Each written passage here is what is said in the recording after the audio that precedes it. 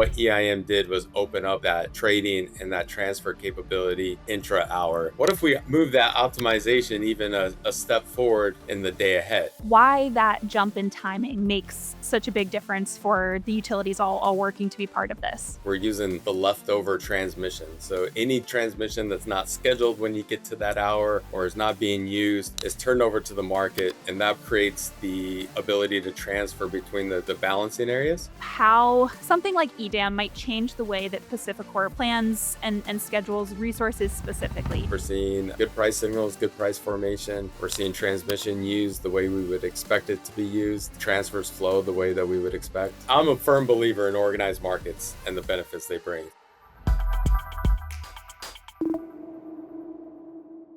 Can day-ahead markets help balance the power equation and make things simpler for everyone involved? Today, we're digging into that very question. I'm Kinsey Grant Baker, and welcome back to Power Perspectives. You've probably heard about PacifiCorp, the major Western utility that serves customers across a 141,500 square mile territory with 17,500 miles of transmission lines across 10 states. You've probably also heard about the Western Energy Imbalance Market, a real-time wholesale energy market that's grown to 22 balancing authorities across 11 Western states, representing 80% of electricity demand in the Western interconnection. But have you heard about the extended day-ahead market built out from the Western Energy Imbalance Market? It's designed to optimize resources for next-day demand across an even broader footprint. But can it work? Mike Wilding, PacifiCorp's VP of Energy Supply Management, is part of the team bringing this new day-ahead market to life. I want to better understand what purpose day-ahead markets serve in modernizing resource allocation, improving utility planning, and carving out the future of energy. And Mike is the person to ask. So Mike, welcome to Power Perspectives. How are you today? Yeah, I'm doing great. Thanks for having me. Of course, I'm thrilled to have this conversation. This is a really interesting topic. I think it blends a lot of the cool technical aspects of energy markets with the realities of the challenges of trying to plan ahead. So we're going to dig into a lot today. We're going to have a lot of fun. Before we do that, I just have one question. When we say the extended day ahead market, is the acronym EDAM? Do we call it EDAM, EDAM? What's the verbiage of choice here? Yeah, we call it EDAM. Yep. Okay, so not like the cheese, but like EDAM. Got it. Yep. Noted. Yeah, Okay. exactly. In fact, I've had people tell me, "Hey, I like EDAM cheese too." So Yeah, yeah, it's a good one. It's a yeah. top choice in my household. Okay, awesome. So EDAM is what we will call it moving forward. And I want to start here with another little set here of some basics. Before we get into EDAM, tell me a little bit more about the Western Energy Imbalance Market. I want to understand what it entails and maybe what some of the biggest learnings were from building out this sort of V1 that eventually gave way and sort of opened up the lane for EDAM. Tell me some of the basics about Western Energy Imbalance and what it has meant to PacifiCorp. What it's meant to PacifiCorp is greater reliability for our customers and significant cost savings. Um, we were the first market participants in the Western Energy Imbalance Market, or WEIM. We like to say we were there even before the W, so we were there when we just called it EIM. And it was just us and the California ISO. Everyone had to balance their own system going into the hour, and all trading, all transfers had to be done at 20 minutes before the hour. And everything was done, all trading was done by phone, picking up the phone, trying to find a counterparty.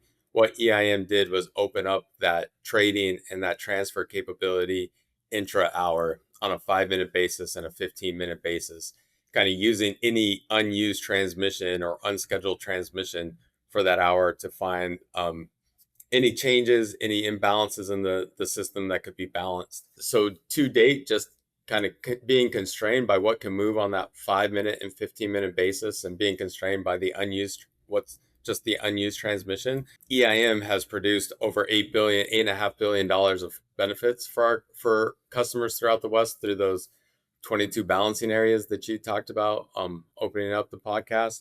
And PacifiCorp's share of that since 2014 is $1.2 billion. The big thing is all of that goes back to our customers and our cost-based rates. So that's not for our shareholders. That's not increase in profits. That's a full pass-through, full flow-through to our customers. Yeah, and I think this element of cost savings is something that I really expect we'll talk a lot more about when we're exploring what the future of these day ahead markets looks like. Before we get into that though, can you walk me through a little bit how this EIM might have laid the groundwork for EDAM, for the extended day ahead market? This EDAM launched in May, sort of building on the Western Energy Imbalance Market, but going day ahead, larger swath of territory here. Tell me a little bit more about the overlap between the two and how maybe one laid the context for the next to come to fruition. Kind of very similar to pre 2014 when each individual balancing area or utility kind of had to optimize their own system within the hour. Um, Now we've opened that up within the hour in EIM, but everyone comes to the hour balanced and with their own resource plan, their own schedules, having traded bilaterally in the day ahead and in the forward markets to kind of optimize their own system. And you create what's called a base schedule in EIM.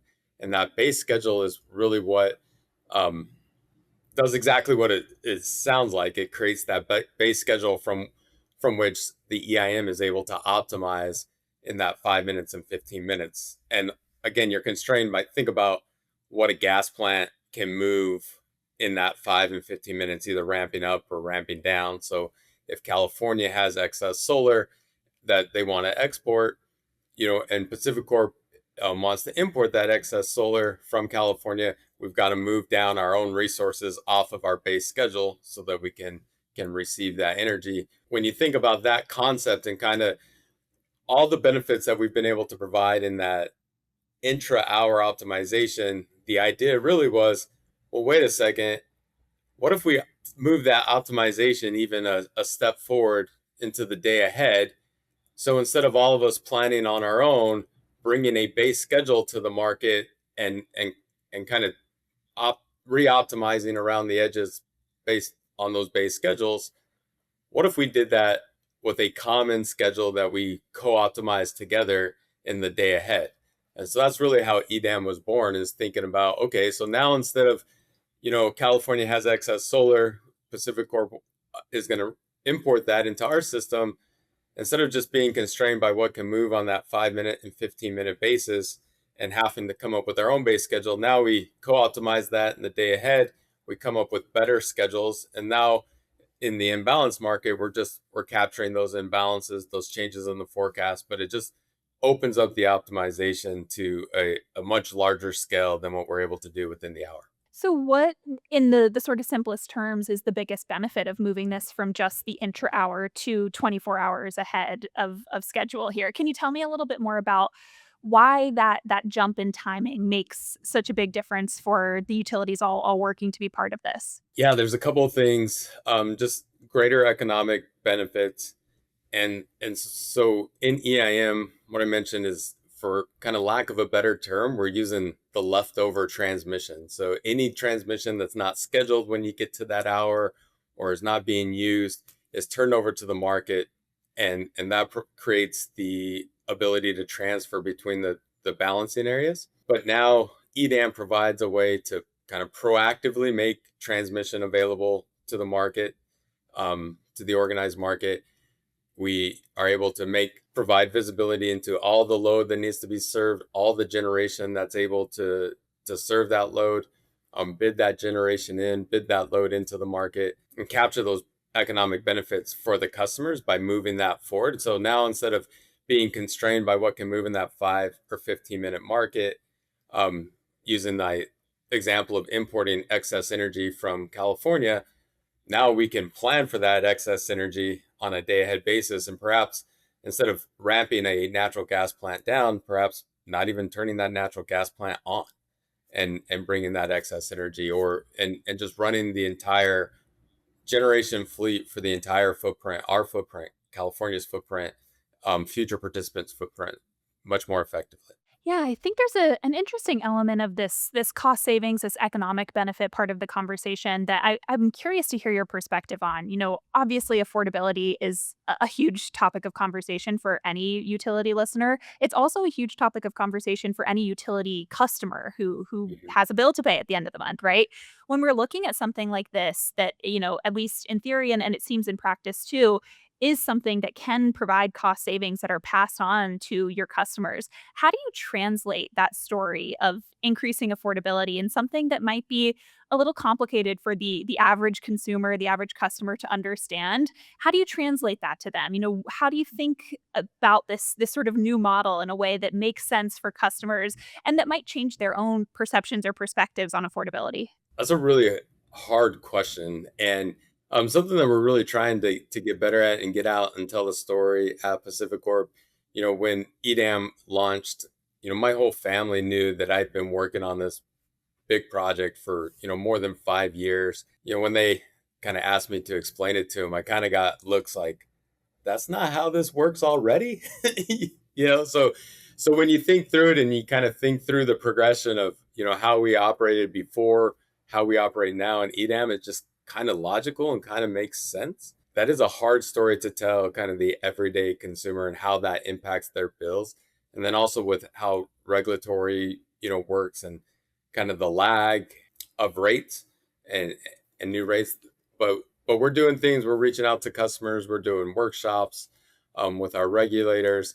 We're trying to do more interviews with everyday press and not trade press, trying to let our customers know how this impacts them and how it lowers rates for them. Yeah, I mean, I imagine the numbers also, to some extent, can a little bit speak for themselves. I think you said $1.1 billion in customer savings since 2014, which feels significant. But I ask because a lot of the conversations that we have on Power Perspectives and within the Energy Central community often center around how do we translate this in a way that people can understand. And at the end of the day, the bill is really the biggest form of communication that we have with customers, it seems. But it's interesting to hear the perspective and some of the challenges that might go along with that. With regard to the sort of other second half of why a balanced market like this might make so much sense, you get into the reliability part of the conversation, which again is one of the big three when we're talking about resilience, reliability, and affordability. I'd love to dig in a little bit more to the reliability element of this conversation. Tell me a little bit more about how something like EDAM might change the way that PacifiCorp plans and schedules resources specifically. What is this idea of making better use of available transmission? What does that mean in practice to you guys? So in practice, I think really simply, and again, maybe is one of those things that's just kind of logical, is moving to a 7-day market is a huge reliability impact. Over my time in the industry and my time in my role here, which has been a little over 5 years, kind of some of the most stressed system conditions have come over weekends and 3-day weekends, holiday weekends. And so what I've learned is that the grid can take a lot if it's planned for accordingly, or if you know what the conditions are. So the grid is very resilient.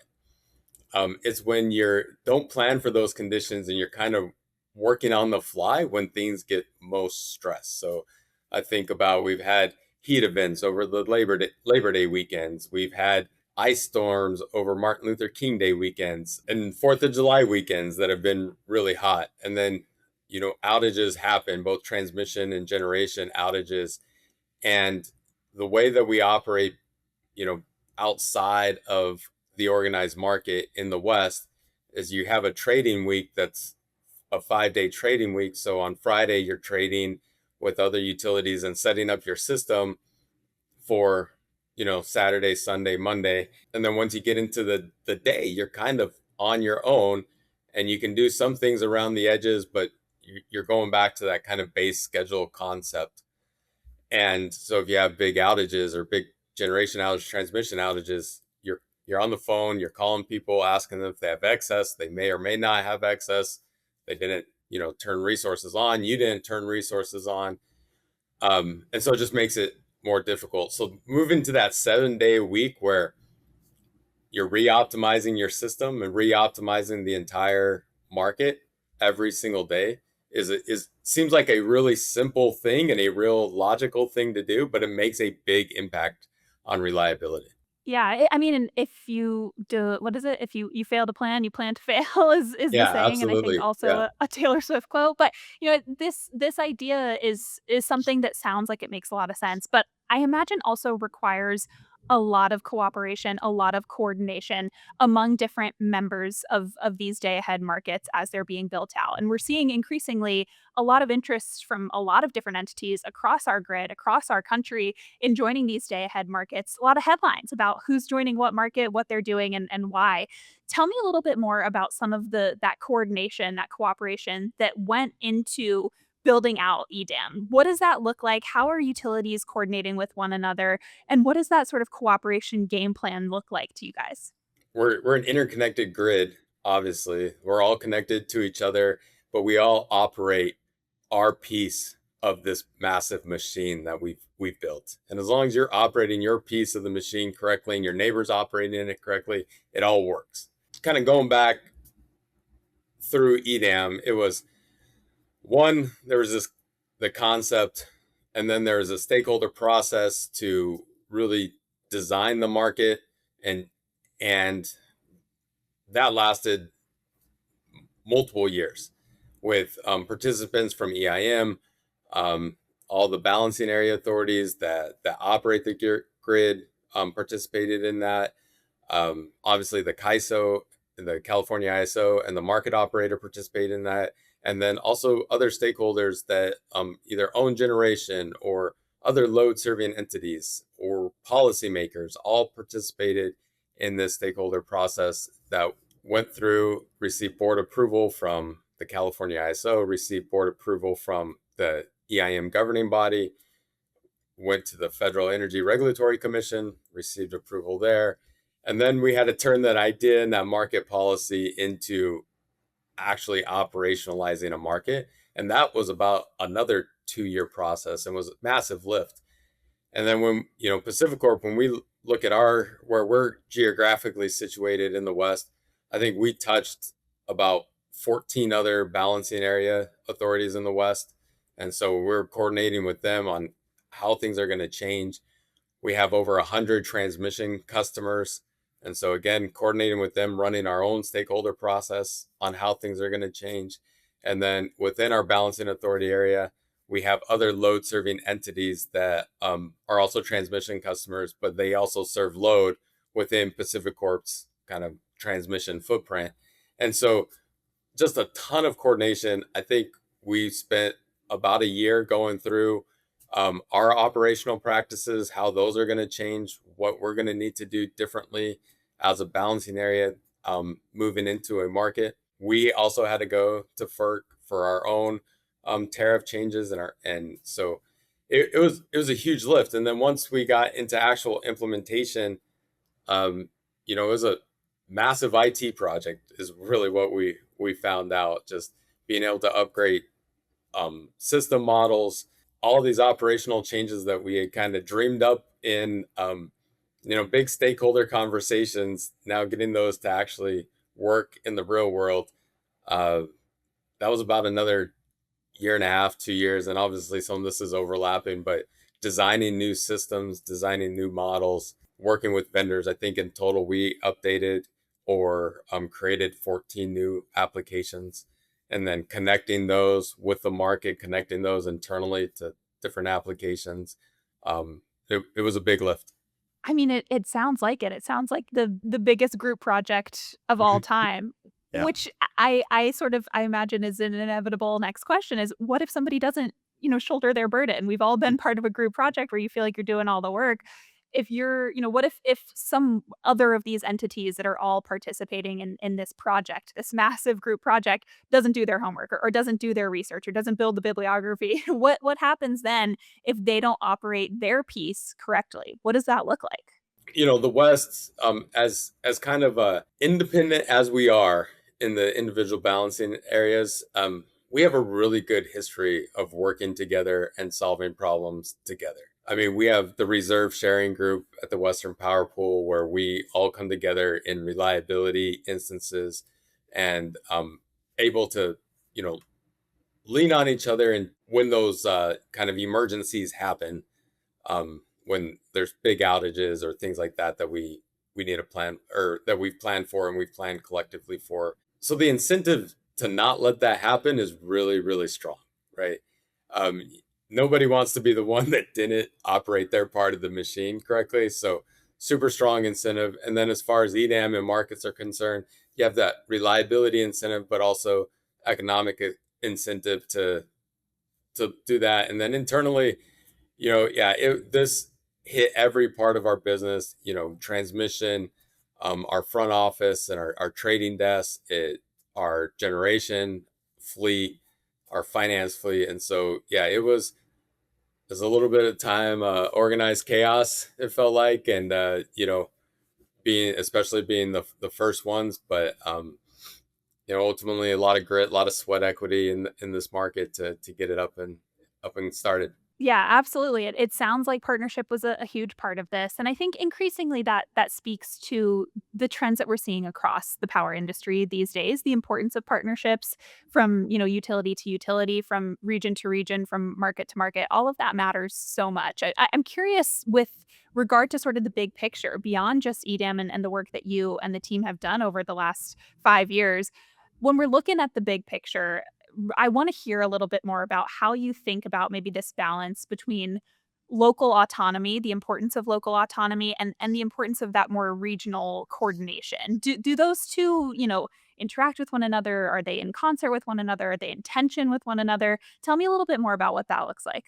Yeah, and that's a really important question. I mean, especially to, our regulators and in the West, the reason why, um, and is really at the heart and the foundation of the reason why we have, you know, 30 something balancing areas in the Western Interconnect because of that local, control, that independence that's so important to us. This question really kicked off, and jump started what we call the Pathways Initiative, and um, and really modifying and evolving the governance of the markets.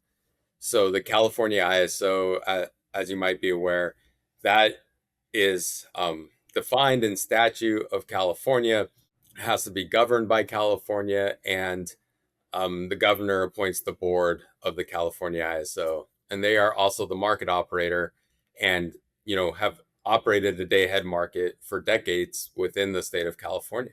We had gotten really comfortable in EIM with this idea of a governing body over EIM that had kind of joint authority with the California ISO board and the market operator board. But now a lot more running through the market. All of your load, all of your generation, your transmission is running through the market instead of just kind of the incremental changes within the hour. Our commissioners and some of the regulators and policymakers in the Western United States got together with this question in mind of, if utilities and balancing areas are really going to serious about joining EDAM, we need to have a better governance policy in place. And so they came up with this idea that California would be on equal footing as the rest of us. And so kind of porting that governance out of California, making it regional governance with every state and every kind of balancing area having an equal voice, and treating California kind of the same as everyone else as a market participant, was really huge, and actually required a law change in California. So a few of us and a lot of us were involved in that with the passage of Assembly Bill 825 that allowed that to happen. So I'll say, like, historically there has been tension there, and but that desire and that kind of creative thinking by a lot of smart people in the West and a lot of policymakers in the West has been able to move that forward, to evolve it, to kind of bring those ideas together, kind of realizing that we're going to be better and we're going to be stronger if we do collaborate and we do work together. We do have these day ahead markets, but that we have to have a more independent governance, and all the states need to have kind of equal say. So been a lot of creative thinking, a lot of evolution in that area. Yeah, I mean, I imagine it's quite the undertaking to balance all of these different, priorities and ideas about the future and strategies about planning ahead. It certainly is not an easy job. I'm certain of that.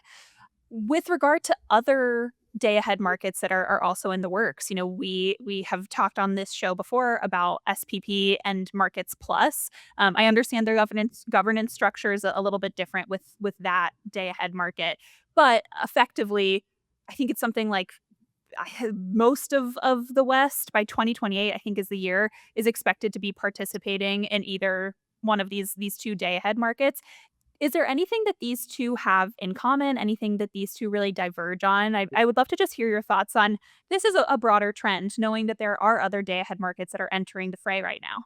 Absolutely. I think kind of at the core of the day ahead markets is the kind of the same concept, right? It's using a locational marginal price to facilitate a nodal dispatch and making transmission proactively available to the market to enhance reliability and lower costs for customers. And two day ahead markets, Markets Plus and EDAM, both in the West is going to be better than what we have today and better than what we had before EDAM, where we're all kind of doing that day ahead thing on our own. And so I think one of the things that they just have kind of fundamentally that in common, kind of the foundational principles in common. I think the other thing that we have in common is, this is not a full RTO. This is kind of marrying two concepts: a contract path and a oat world with an organized market world. And so it's a little weird sometimes. We have to figure out how to make the organized market work with kind of the oat world work.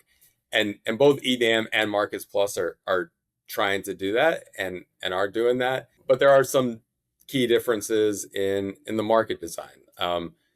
Some price formation differences, some congestion allocation differences. And not that one's better than the other, but but there are some differences, but kind of fundamentally trying to accomplish the same thing. Yeah, I appreciate that context.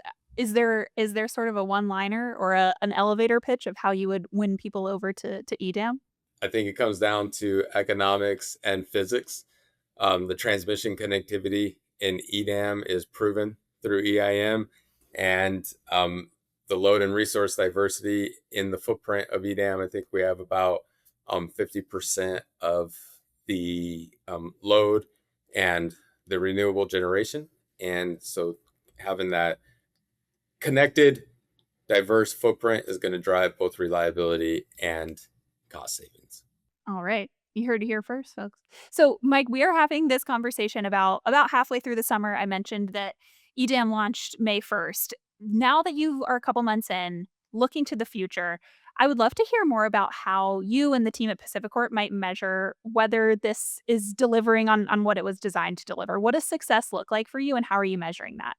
I mean, we're measuring it right now. I think we're 2 months in. It's been successful thus far. It's just us in California and the California ISO. We're getting price signals.